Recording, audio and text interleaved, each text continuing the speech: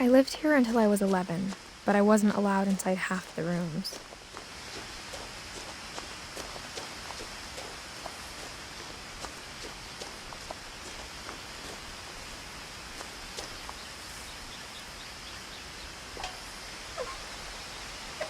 Inside the mailbox were bills from 7 years ago, marked urgent, open immediately.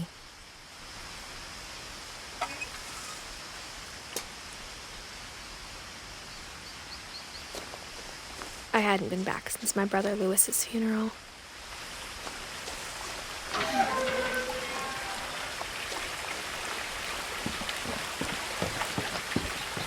In her will, my mother left me a key, but didn't tell me what it unlocked. Maybe she thought I'd know, or she thought that the mystery would be enough to bring me back.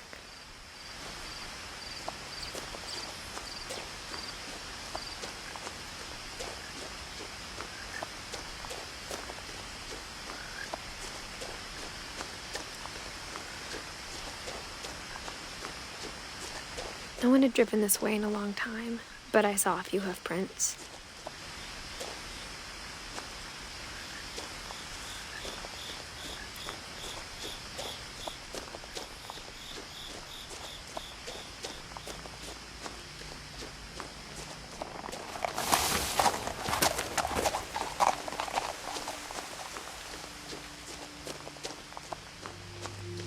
The truth is, even after I inherited the house, I never thought I'd come back to it. But now I had questions about my family that only the house knew the answers to.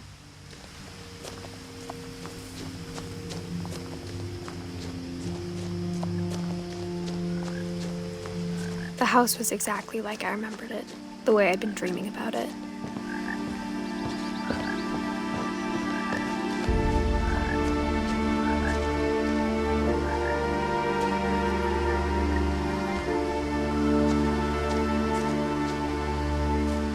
As a child, the house made me uncomfortable in a way I couldn't put into words.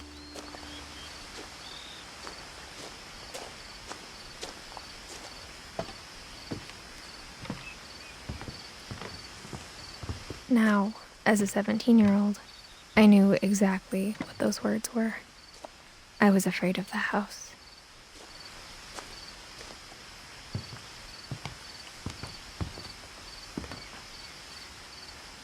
I hoped the key might unlock the front door. It didn't.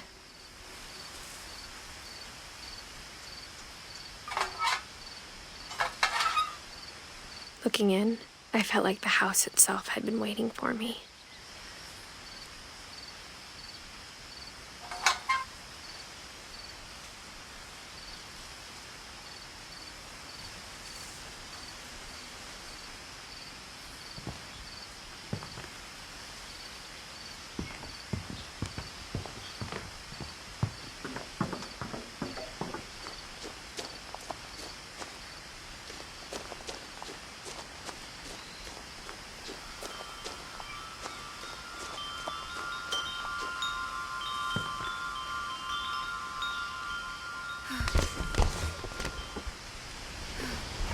Crawling through the doggy door used to be a lot easier when I was 11.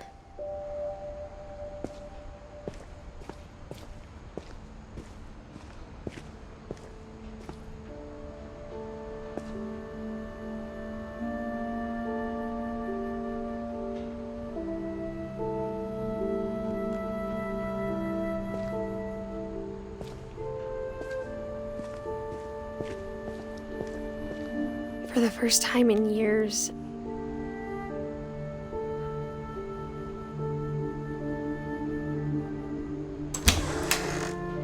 I felt like I was home.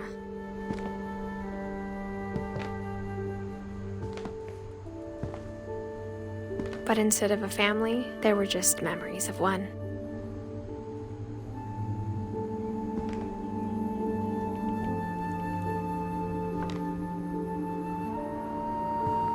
Like how after Lewis started working at the cannery, we all got sick of eating salmon. Except our cat, Molly.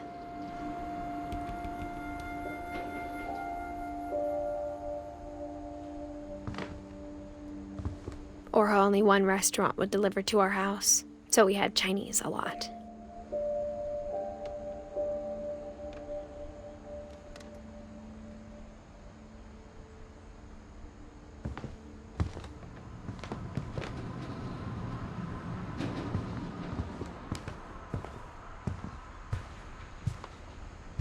The table was still a wreck from the night we left. It was like a bomb had gone off, killing everyone but sparing the furniture.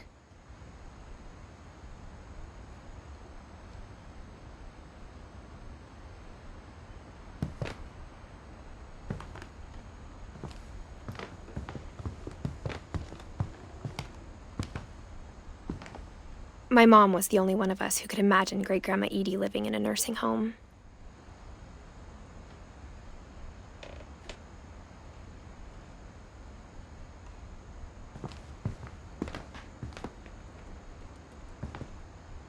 Nothing in the house looked abnormal.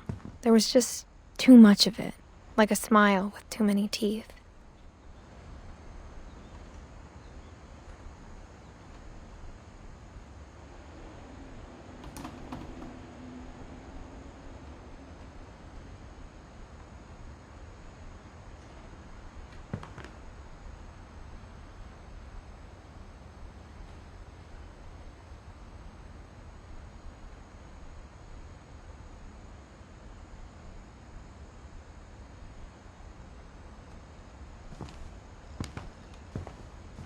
Even the fireplace had a story.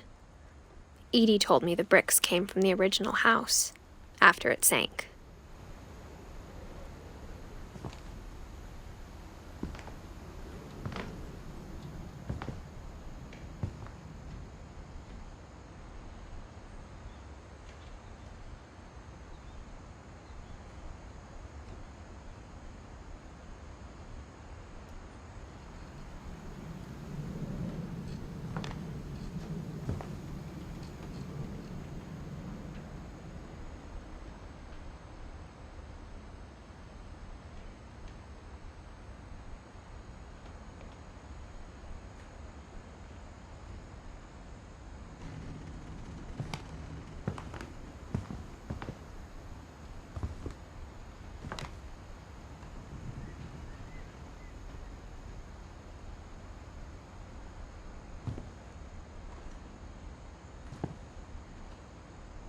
Mom always told me to stay out of the basement, so I wasn't too surprised when the key didn't fit.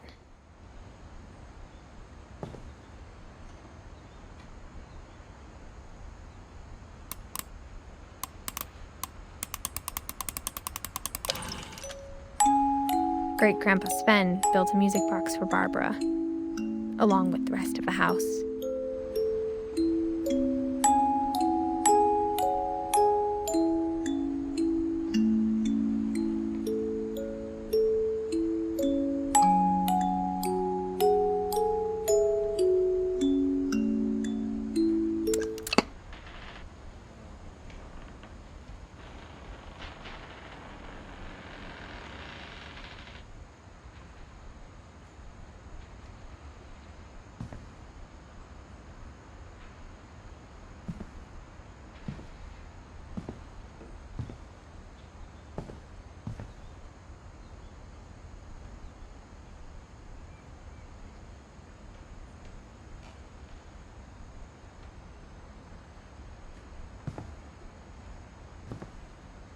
A lot of things got left behind in the whirlwind of that last night.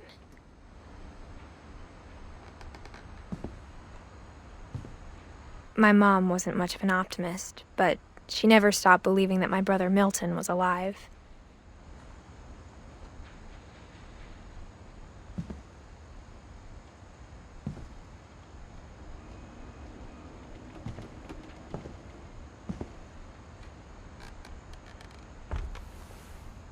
Edie told me once that every Finch who ever lived is buried somewhere in the library.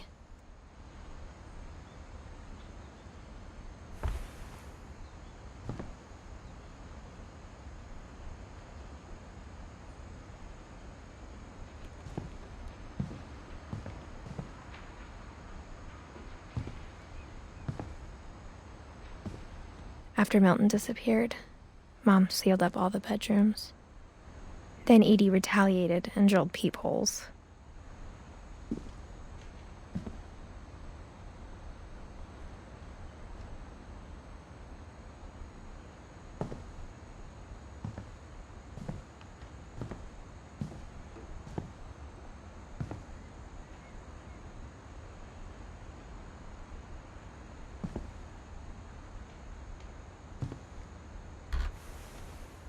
The last time I was in Edith Sr.'s room, I was 10 and she was painting my portrait.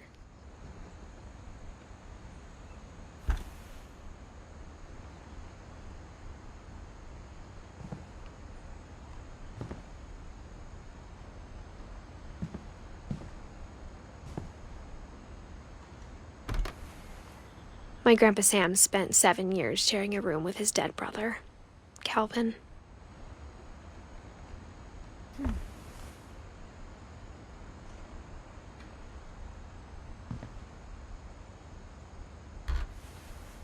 As a kid, I just assumed every house had peepholes and sealed rooms you weren't allowed inside of.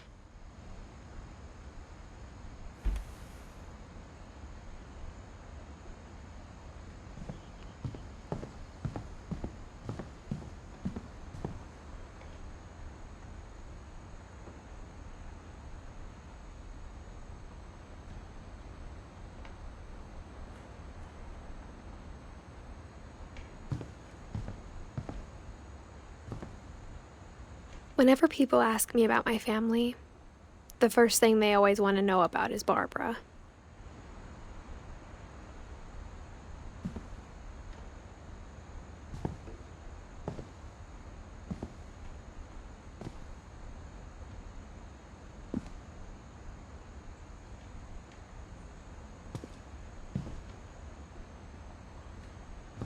Edie's father, Odin, built the original house.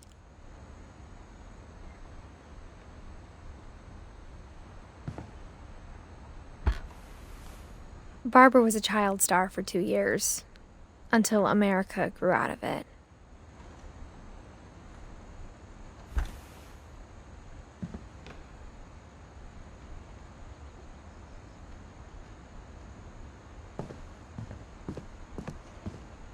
Mom must have locked the third floor stairs on the night we left.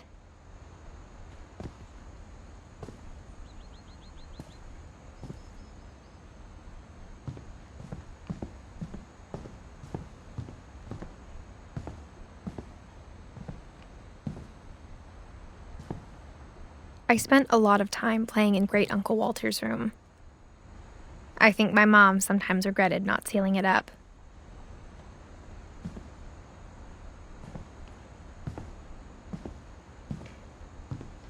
Lewis told me there were secret passages, but I never believed him.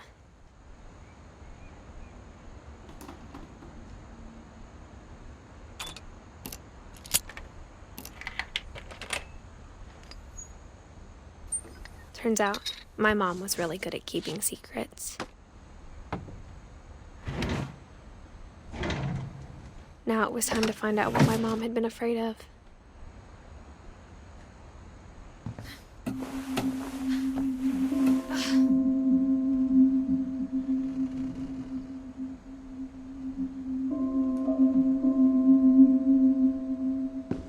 Reading this, maybe it sounds like I had a plan.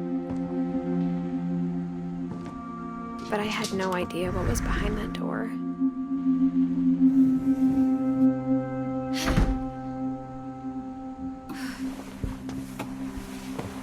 Just like I had no idea where all this was gonna lead.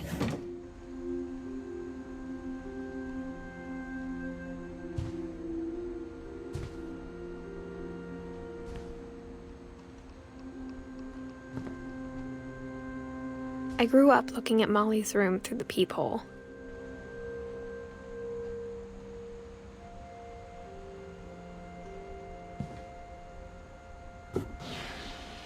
Molly's gerbil had a tiny bedroom with its own even tinier gerbil cage.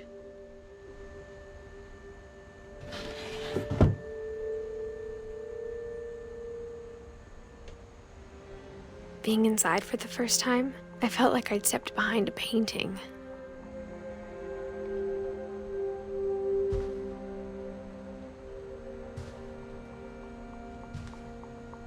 I got the sense Edie had spent a lot of time here before my mom sealed the doors.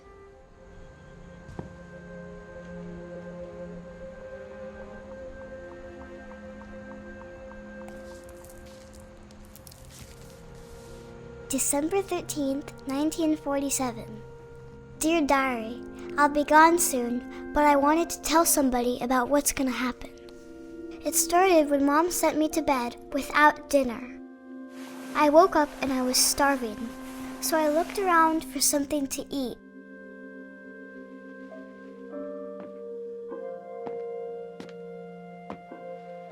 The gerbil food was dry, but I didn't mind it.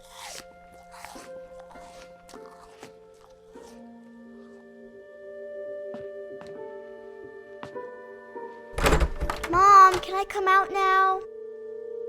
Sweetheart, it's late. Go to sleep.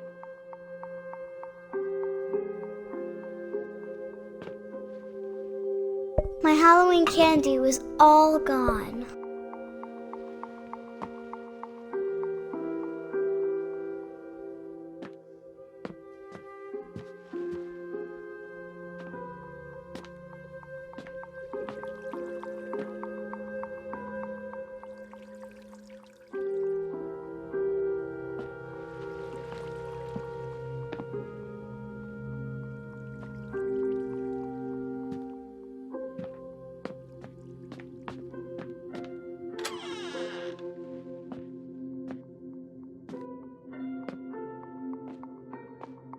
I kept eating and eating.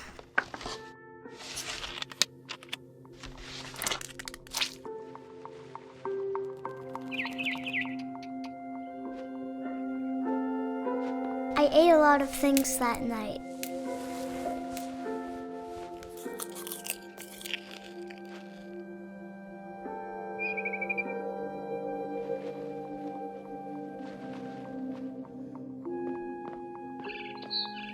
Then I heard chirping outside my window. It was a barn swallow going back to her nest. I reached out for her.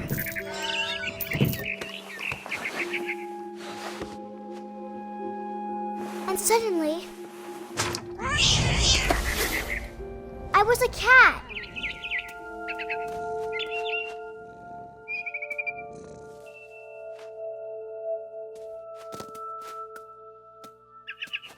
I tried to be quiet, but the bird was really scared.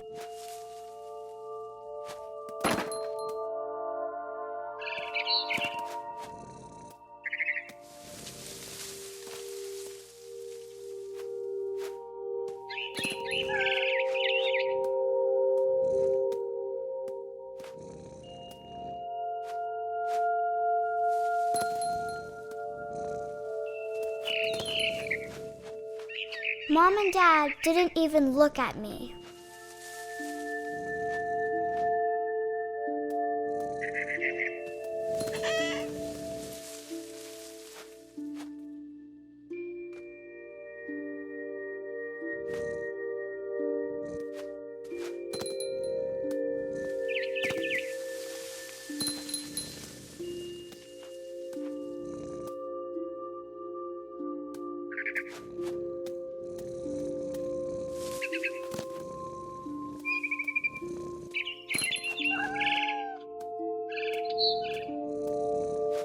I jumped and I almost got her.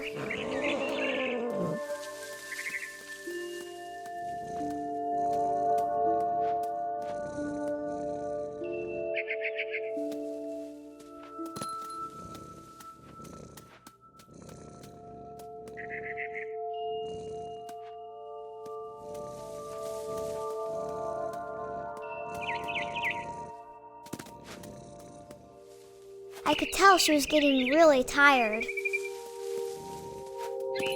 Now I was up in the big tree. I promised Dad I wouldn't climb it anymore.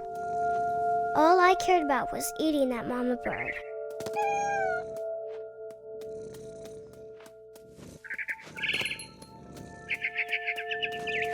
I gobbled her up.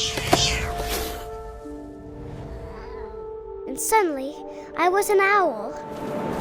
First, all I heard was the wind. Then I heard little teeth nibbling in the grass.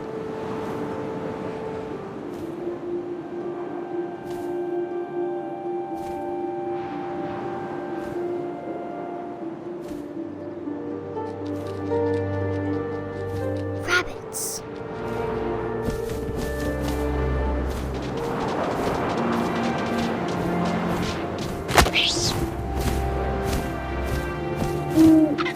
I imagined his face looking up and seeing mine through my talons. I swallowed him up, and I didn't chew one bit. Then I flew off to find something bigger.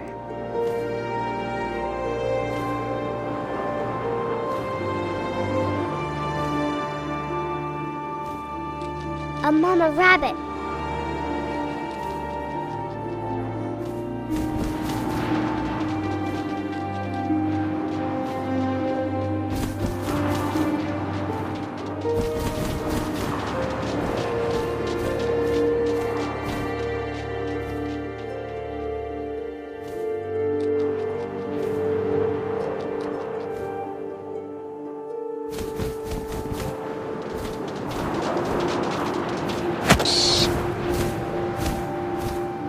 She was almost too big to carry. I started choking, but I couldn't stop eating. And suddenly, I was a shark.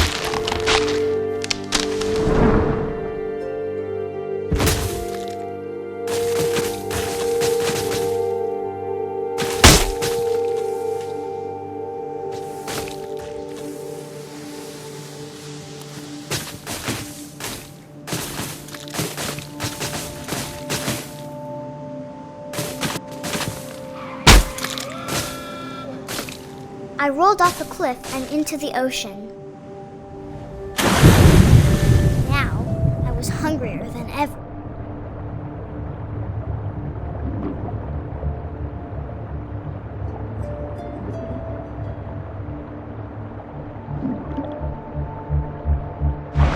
I wanted fat, juicy seals.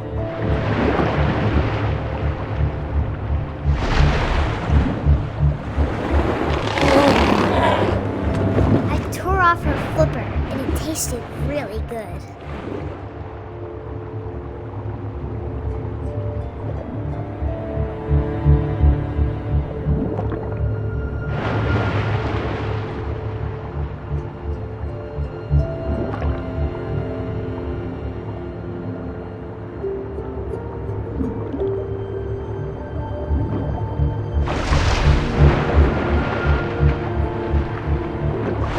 Grabbed on tight, but I was so hungry, I jumped out of the water. When I opened my eyes, everything had changed.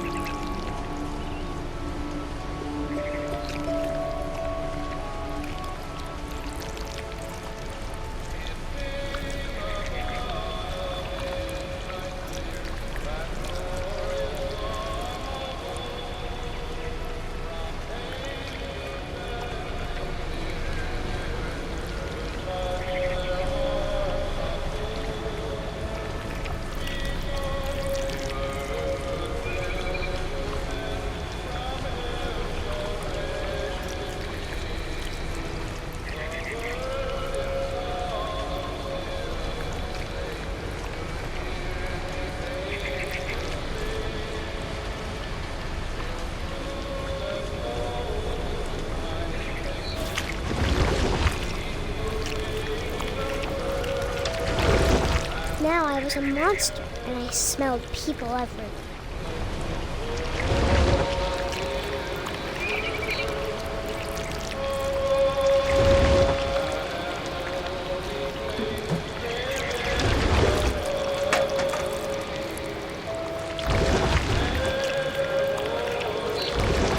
I was big, but I moved real quiet.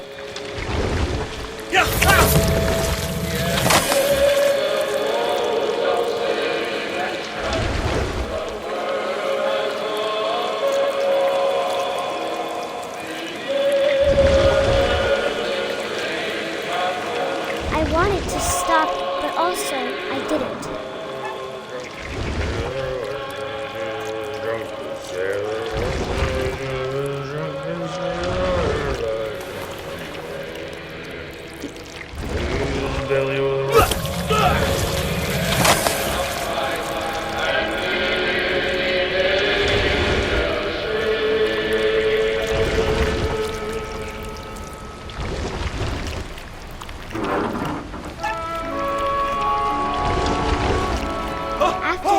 Passenger, I was still hungry, and to cross the water I smelled something I had to have, so I swam towards it.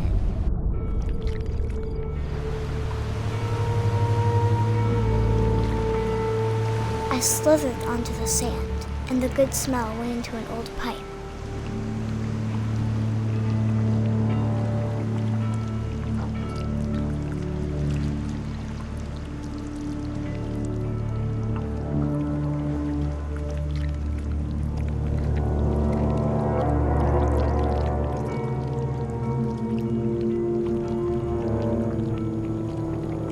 I got closer and closer.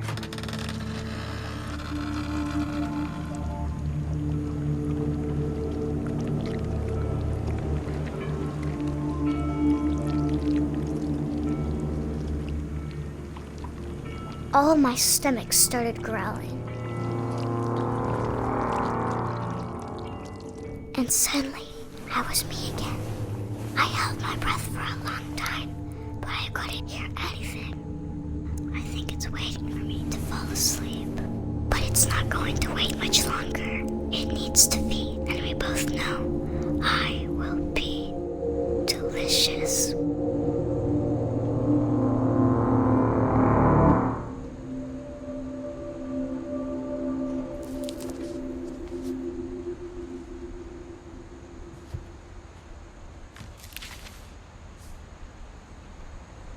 I'm not sure if I believed all of that, but I'm sure Edie would have.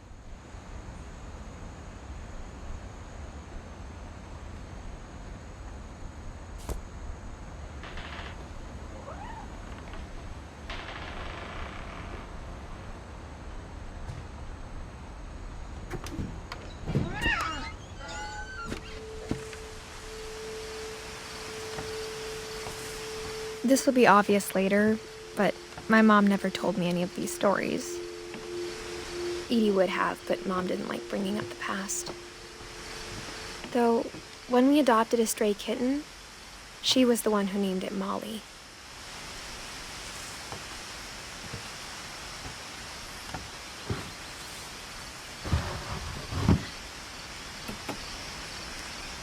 I spent a lot of time in Great-Grandma Edie's room.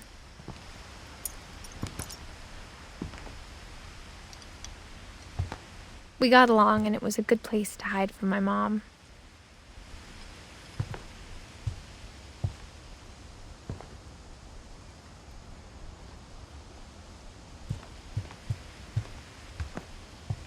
Her room was like a museum.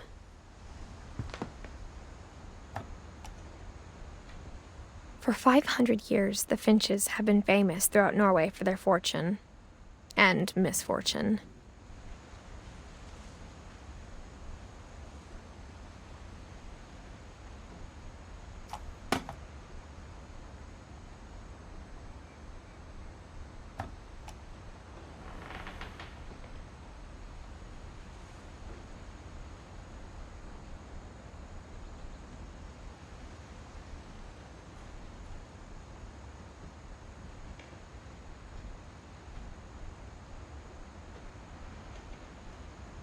Odin Finch buries the latest victims of the family curse, his wife Ingeborg and their newborn son, Johan.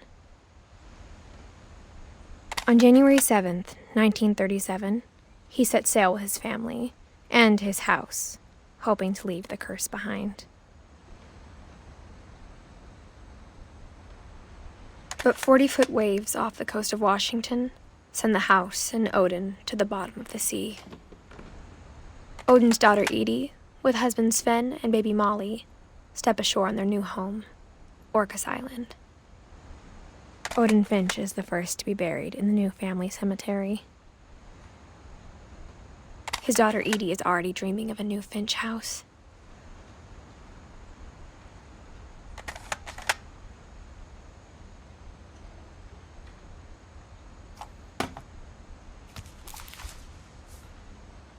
Whatever's wrong with this family, it goes back a long ways.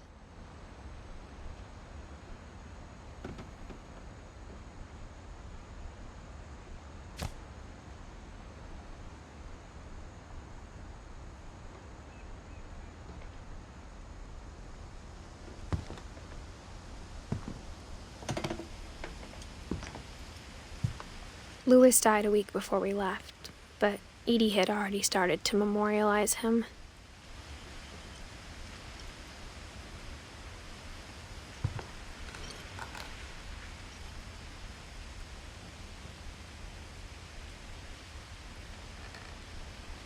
Edie knit me a new pair of gloves every year, just in time to replace the old ones.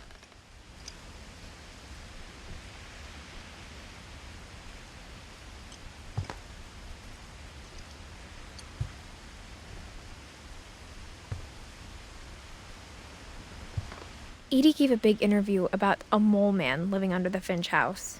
My mom was furious.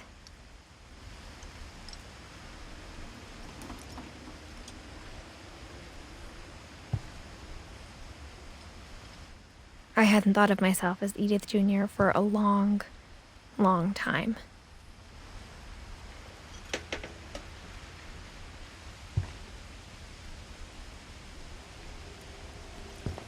One summer, they evacuated the island, but Edie refused to go.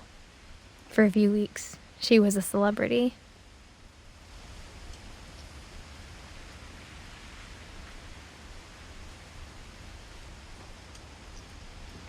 When Edie told people Sven was killed by a dragon, she could also have said he was building a dragon-shaped slide that collapsed.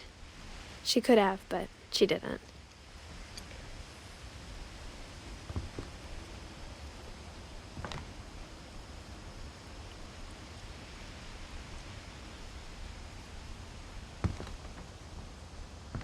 Even in her 90s, sometimes Edie seemed a lot younger than my mother.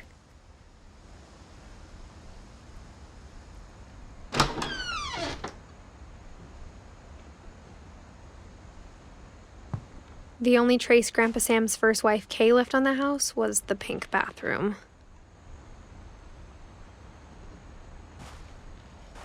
It was a pretty big trace.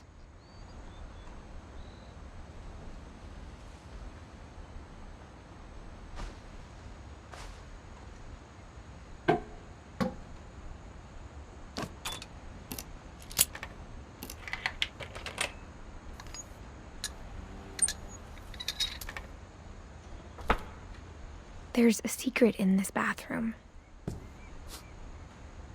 It's in the last place you would look. It isn't in the cupboard.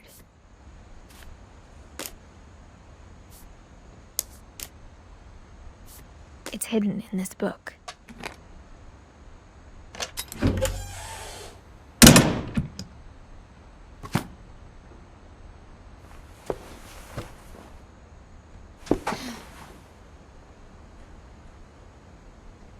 Sven gave Sam an old camera he'd refurbished. He never put it down.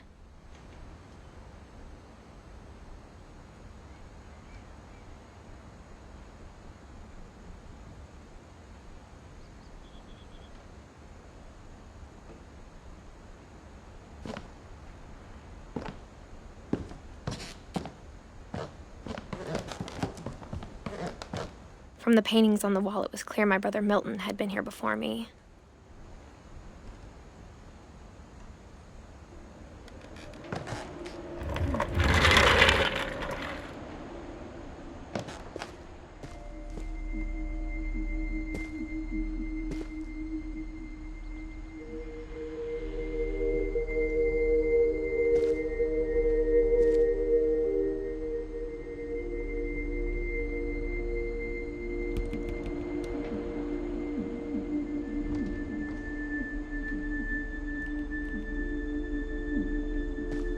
I knew Grandpa Sam had a twin.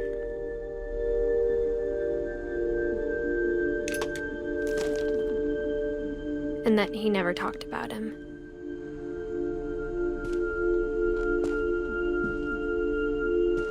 I guess my grandpa didn't like history any more than my mom did.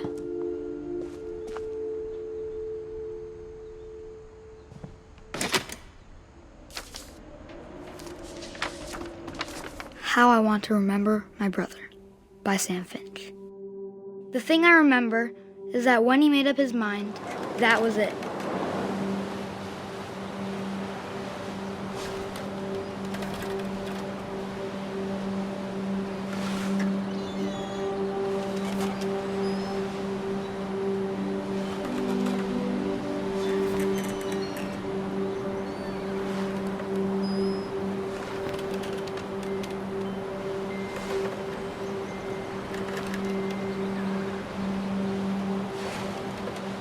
My brother said he'd die before he ate another mushroom, and he did.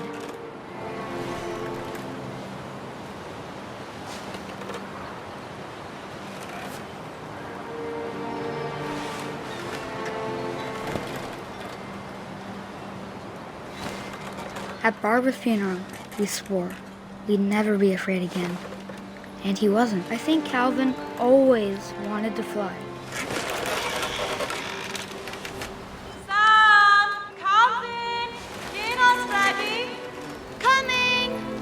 But that day, he finally made up his mind to do it. I told him going around was impossible. Maybe if I hadn't said that.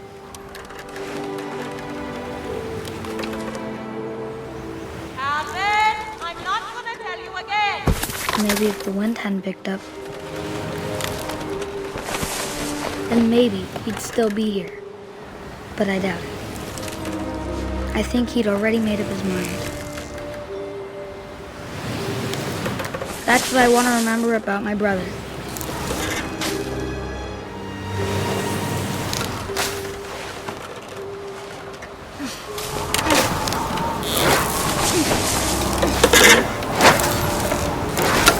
The day he made up his mind to fly, and he did.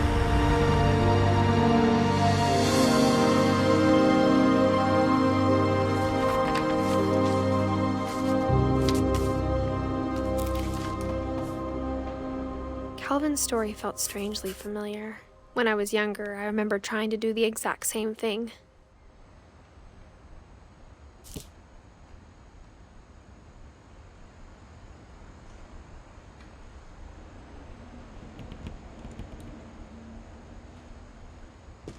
After the funeral, Edie roped off Calvin's half of the room.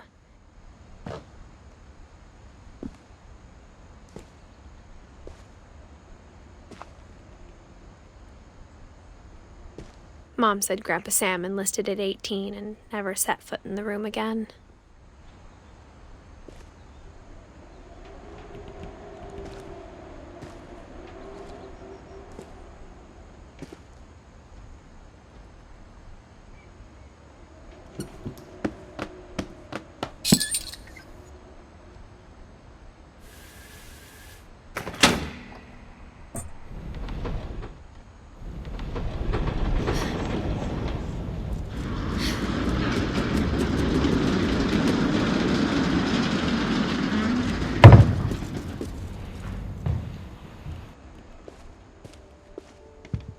The passages were a pretty tight fit.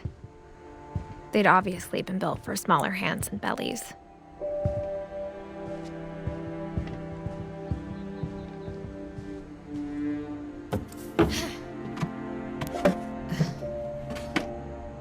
Growing up, I always thought of Barbara as a child star.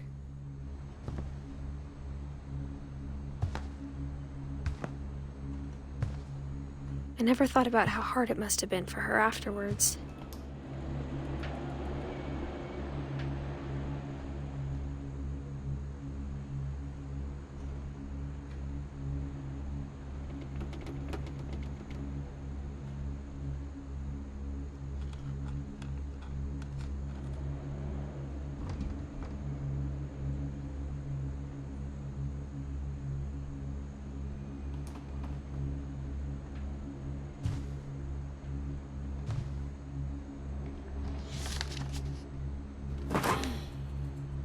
Of all the stories people wrote about Barbara's death, I'm surprised Edie saved this one.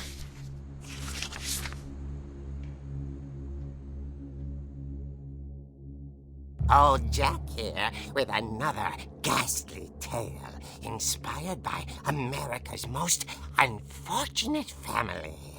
I'm calling it The Surprise Ending of Barbara Finch.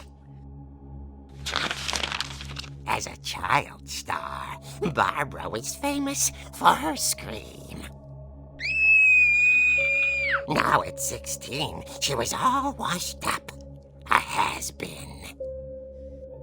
But in a lucky break, she'd been asked to perform her signature scream at a local convention for monster movie fans. It was just the boost her career needed.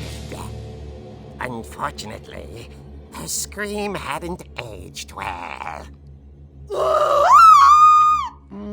Getting better. I think you just need the right motivation.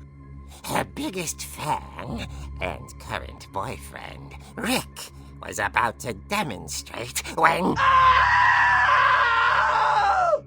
Now that was a great scream. It was Barbara's father, Sven. He'd slipped into a table saw and had to be rushed to the emergency room. So Barbara got stuck babysitting her youngest brother, Walter. Her convention comeback